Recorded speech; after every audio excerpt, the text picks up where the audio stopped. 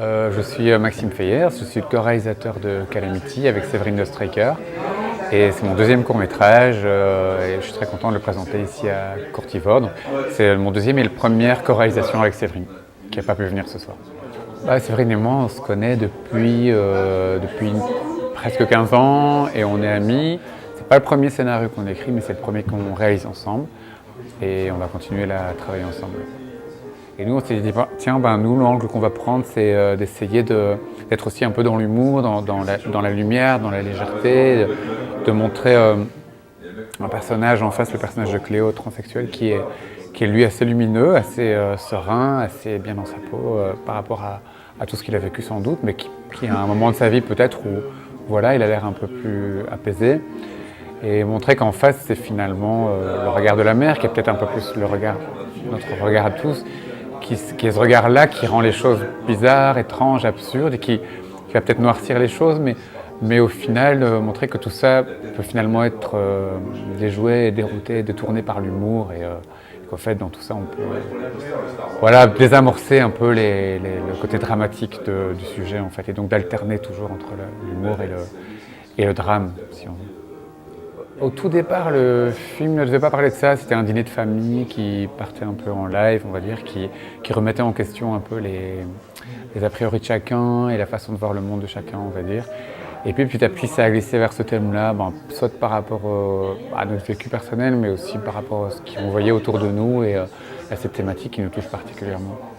Ce qu'on a voulu montrer dans l'évolution du personnage du père aussi, c'est qu'à la fin, on se rend compte que le père, derrière son côté dur et bourru, c'est aussi toute une mélancolie et une nostalgie du passé qui n'existera plus, qui dénote, et au final, malgré qu'il a l'air dur, peut-être que derrière ça, il y a aussi beaucoup d'amour et il y a aussi un cœur d'artichaut qui est juste et triste parce que ses enfants ne sont plus les petits gamins avec qui jouaient et qui mangeaient des glaces, mais ils sont devenus adultes et de toute façon, ils lui échappent. La mère, elle passe un peu par plusieurs phases, elle passe par le déni, par l'incompréhension, par l'incapacité à communiquer, et puis mais au final, je pense que derrière tout ça, elle est beaucoup plus prête à accepter que son mari. C'est juste qu'elle subit aussi la pression justement de l'extérieur, de tous les préjugés qu'elle a elle-même incorporés, de tout ce que... Donc oui, moi je pense que clairement, elle va être dans une démarche positive.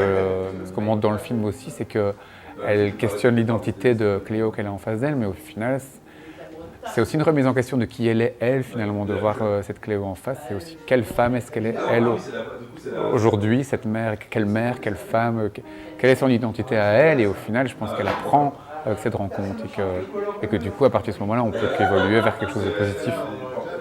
Donc non seulement c'est l'idée de est-ce que j'accepte ce que mon fils devient, mais c'est aussi, au final, de revenir à leur propre couple. Le film, il commence avec le couple, il y a cette rencontre, puis il se termine avec le couple. Parce qu'on en revient là, et c'est qu'est-ce qui reste de deux. Avec Séverine, on s'entend vraiment bien, et on sait qu'on a envie de continuer à travailler ensemble. Pour le moment, on écrit chacun un long métrage, et on se fait des retours l'un sur le projet de l'autre, chacun sur le projet.